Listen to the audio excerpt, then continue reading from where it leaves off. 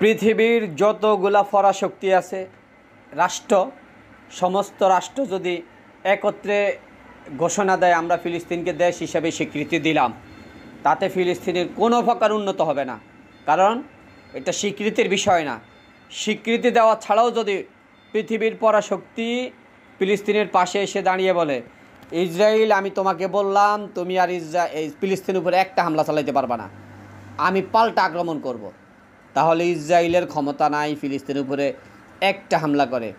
সব দেশ বাদ দেন, আরব দেশগুলো আছে না, এই আরব দেশগুলো যদি একত্রে সবাই মিলে বলতো তোমাকে আমি 24 ঘন্টা সময় দিলাম, 24 ঘন্টার ভিতর থেকে তুমি ফিলিস্তিন থেকে সরে যাবা, একটা হামলা চালাইবে না, আর যদি চালাও তাহলে আমরা পাল্টা আক্রমণ চালাবো, আল্লাহর কসম আমার মন বলে ইসরায়েলের বাফের ক্ষমতা নাই, আমেরিকার বাফের ক্ষমতা নাই, ন্যূনতম একটা শস্য পরিমাণ বোমা ফিলিস্তিনের উপরে ফেলবে।